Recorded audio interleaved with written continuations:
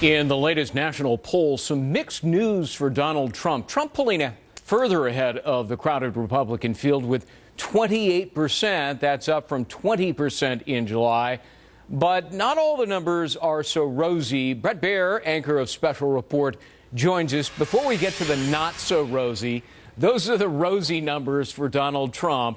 And it seems that controversy, as much as it swells around him, it also swells his numbers. What do you make of that?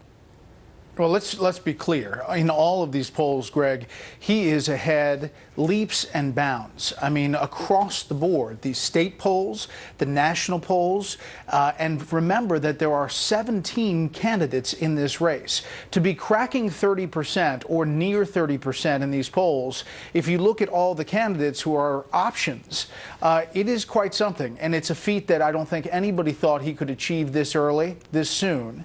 That said, he does have the highest number of people who say they definitely won't vote for him. But when you compare it to the dominance in the polls in the state level and the national level, right, it kind of trumps that, if you will. Let me put that up very quickly. It's the reverse of the poll we showed as I introduced you, and that is the folks who definitely would never vote for him. And can we put that up? There's the number. 26% definitely would not. Is there some sort of a threshold number with that, which, you know, might prove politically fatal for the Donald? Well, believe it or not, that has come down in almost every poll that we've seen in recent weeks. So that number is diminishing while his other numbers are going up.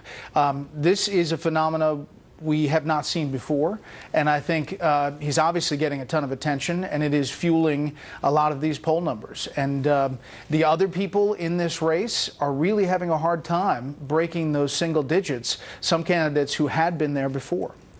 I want to turn to something you brought our attention to, and that is there was a conference call meeting between Vice President Joe Biden and members of the Democratic National Committee, the so-called DNC. It was supposed to be for them alone and exclusively, and not for media access. Somehow CNN got access to it. They posted the audio, and I want to read the relevant part that you pointed out to us. Quote, this is Biden speaking, "If I were to announce a run, I would have to commit to all of you that I would be able to give it my whole heart and my whole soul.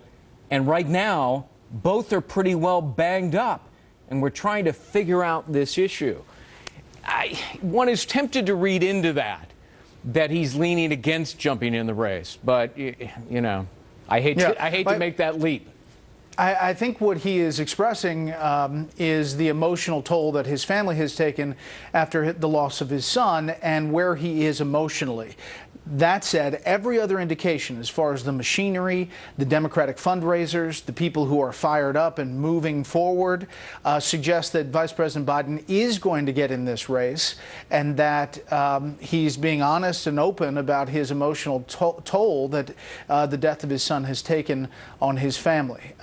If you look at that Quinnipiac poll, there are some very bad things in that poll nationally for Hillary Clinton. One is that Biden beats the Republican challengers, top Republican challengers, more than she does. Two is that his favorability rating is higher than hers is.